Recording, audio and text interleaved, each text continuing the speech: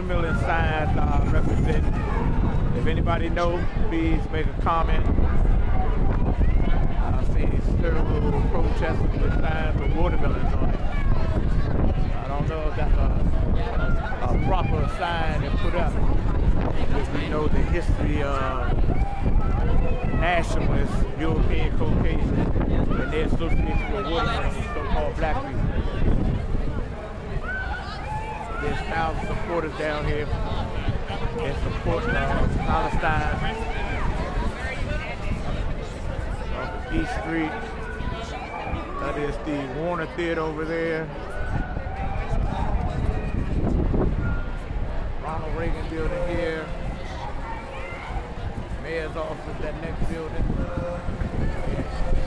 Further up. That is White House Visitor Center.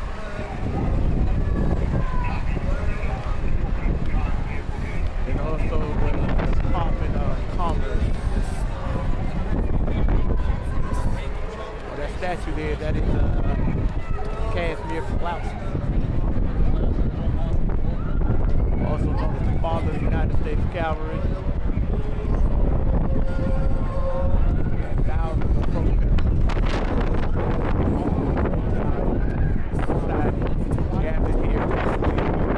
Exercising their First Amendment right, freedom to speak. Free Palestine! We come here on this holiday weekend in celebration of the great Martin Luther King Jr. We stand here in Freedom Plaza that was named after the great Dr. King.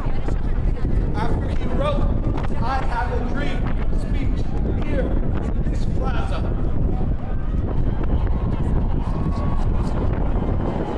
It is through his teachings and in that vein where he says that injustice anywhere is a threat to justice everywhere that we are here today.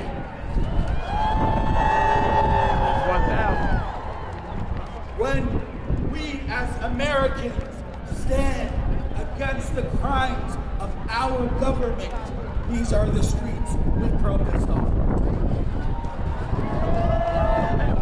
When we stood against the Vietnam War, they protested in the streets. When Americans stood against the Iraq War, they protested in the streets.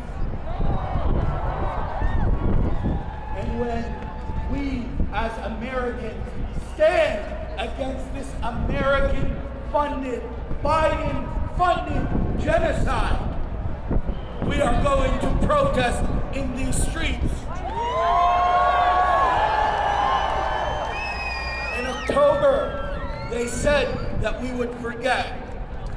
In November, they said that we would forget. In December, they said that we would forget. Now it's January, but did we forget?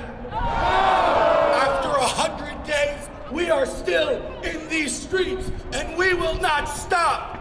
We will not stop until we achieve justice for all those in Gaza, until we end all U.S. funding for this genocide. Free Palestine! Free Palestine! Our first speaker is Layla Al-Haddad, a Palestinian journalist and someone who is famously known for showing Anthony Bourdain around the beautiful streets of Gaza. Without further ado, Layla.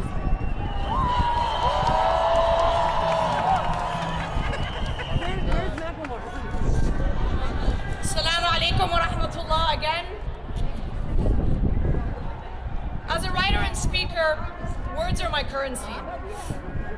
And yet lately I've been finding myself struggling to find those words to meaningfully encompass the depth of my sorrow and my horror and my disbelief in witnessing my homeland's destruction and the murder of over 100 of my family members. I struggle to find the words to convey the everyday realities my family and my people are enduring. Recently, I came across a post by a friend of mine and a fellow writer in London, who said, "I was deceived by how powerful words can be. But what I know for sure is that I stopped being sane tonight with my children, and instead I sit with they alive." Imagine if as a mother just like I am. Bring this video Words capture the pressure closure. of intimate daily Just came off Pennsylvania Avenue. People coming down. These people are coming from the various Metro Rail stations. This is 13th Street, East Street. Okay, now that I'm back, really not back.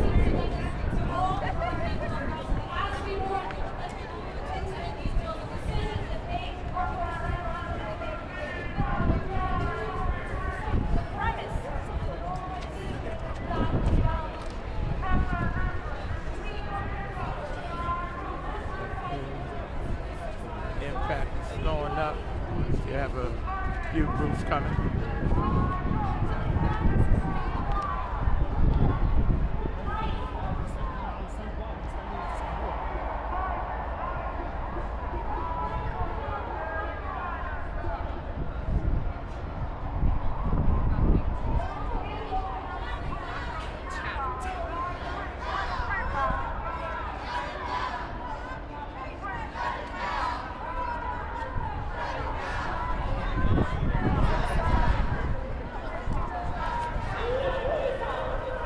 Only in Washington, D.C.